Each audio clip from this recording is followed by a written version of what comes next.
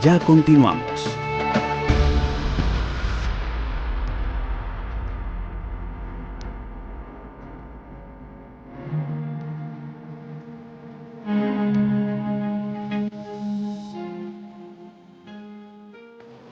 Qué gusto compartir aquí en Ser Humano con la diputada Leiby Bautista. Vamos a conversar ahora contigo, Leiby, de esos temas que nos ocupan a todos, por ejemplo, feminicidios. Uno ve programas, viene gobierno, pasa un gobierno, viene otro y anuncian una cantidad de programas y cada día 100, ciento y pico, 200, porque hay un subregistro de mujeres asesinadas por parejas, por exparejas, y eso va creciendo porque matan no solamente a la mujer, a la suegra, a la cuñada, a amistades, vecinos que vienen a socorrerla. Es gravísimo. Luego muchos se suicidan, entonces tenemos los huérfanos de la violencia que se quedaron sin papá, sin mamá. ¿Qué piensas? Mira, es un tema tan, pero tan delicado. Y voy a empezar por la última parte que tú dices, que luego vienen esos niños que se quedan sin mamá, sin papá y con el recuerdo de ese trauma que le persigue. Que por más que tú veas que esos niños van creciendo, van a tener siempre el oído, ¿no? Que tu papá mató a tu mamá, que tu mamá mató a tu... O sea, y lo marca socialmente. Eso es algo desgarrador que verdaderamente yo no tengo ni palabras. En la parte del feminicidio son tantos los factores que influyen a ese tipo de comportamientos. Nosotros tenemos que trabajar desde la casa, desde el seno familiar, desde la educación, pero también desde los sectores responsables con que ciertas situaciones no se den, porque, por ejemplo, tú vas y pones una querella una orden de alejamiento, que no quiero a tal persona cerca de mí, pero te dan la carta a ti para que se le lleve a él, para que supuestamente eso cambió, o sea, se dio la orden de que no sea así, pero en la práctica ocurre así. ¿Entiendes? O que tú vas y quieres poner una orden de alejamiento y a veces no te la reciben, que fue un caso que se dio la semana pasada, creo que fue, en Los Ríos, por aquí por Los Ríos, Sí. que ella ni siquiera vivía con la persona, ella fue a ponerle una querella, como que no le hicieron caso, y el muchacho fue y la mató. No vivían. Entonces, cuando uno ve lo que está pasando a nivel de nuestro país, es una situación donde se involucran varios sectores y que verdaderamente hay que hacer un trabajo en conjunto con diferentes instituciones y entidades del Estado para que situaciones como esa puedan mejorar, puedan cambiar, porque como tú dices, va en crecimiento.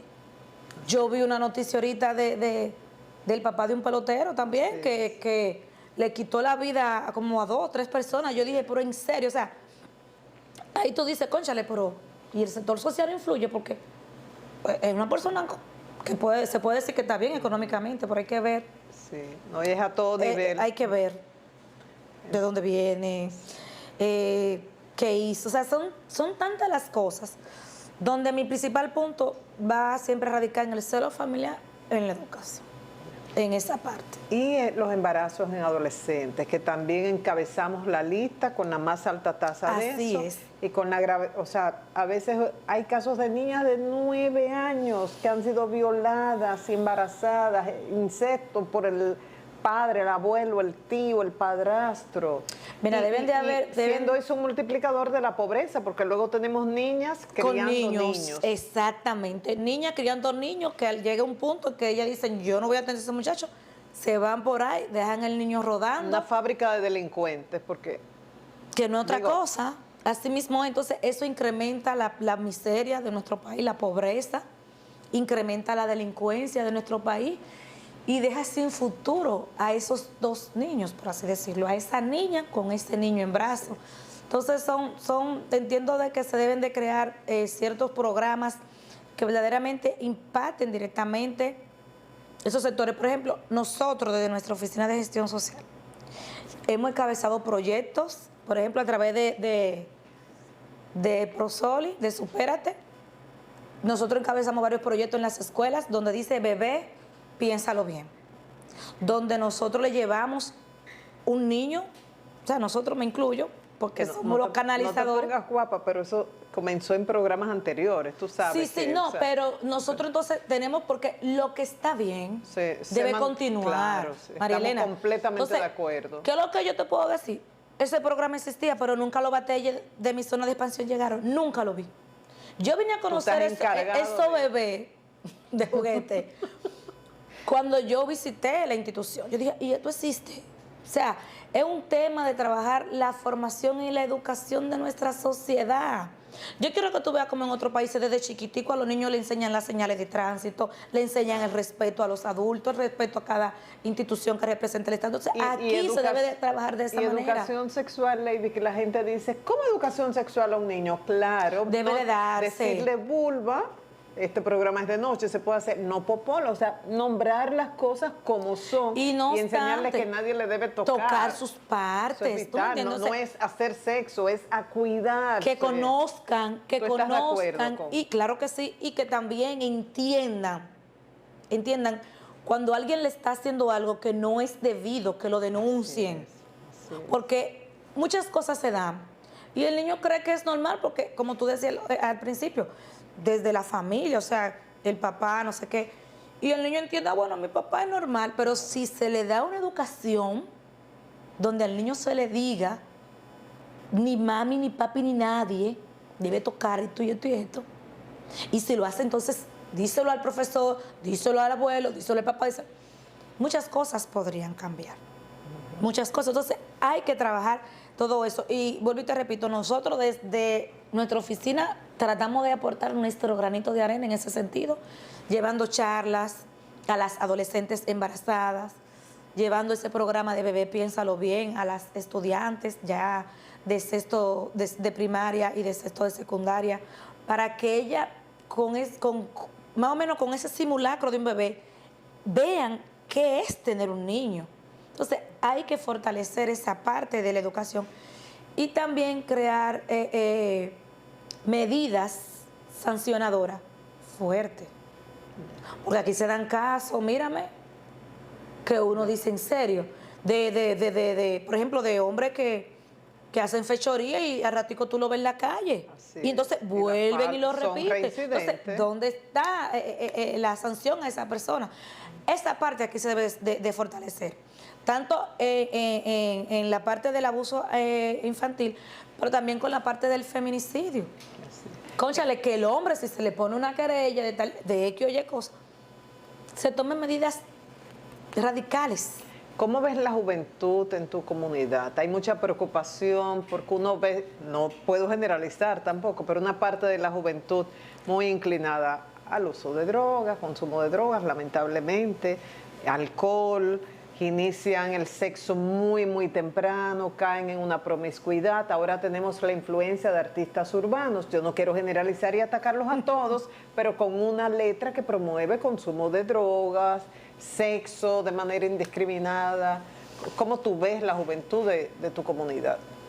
Mira, mi demarcación, Santo Domingo Oeste, es un sector un municipio aún muy arrabalizado, muy olvidado, que aunque estamos en la capital, tú te encuentras que cuando tú vas llegando a la Luperón, de la Luperón para allá, que tú estás entrando a un campo. Entonces, hay muchas cosas que influyen a ciertos comportamientos, como te decía, el entorno. Por ejemplo, cuando tú hablas de Herrera, no, que Herrera, que es una delincuencia, mentira. Va a depender. Los jóvenes tienen opciones.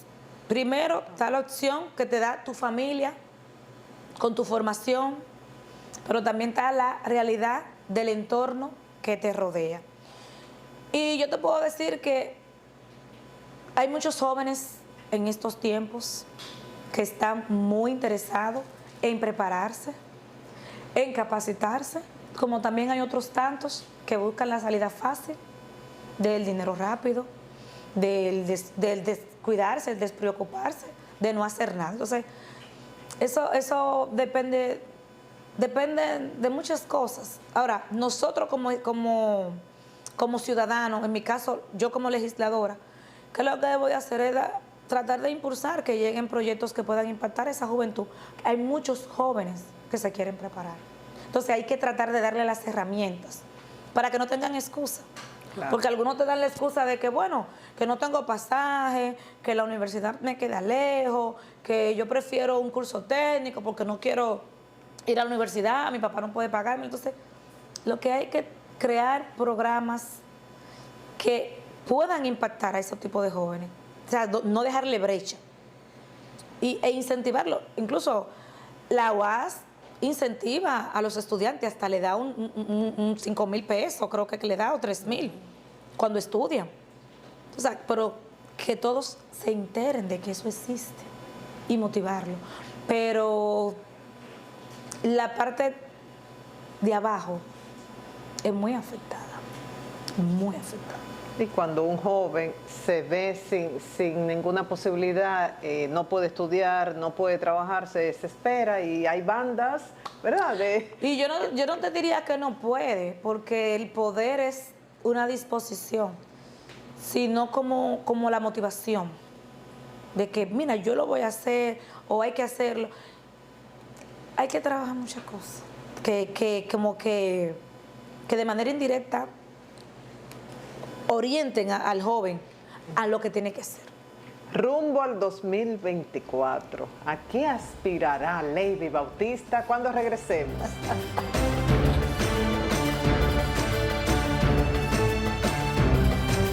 Síguenos en nuestras redes sociales como Ser Humano TV.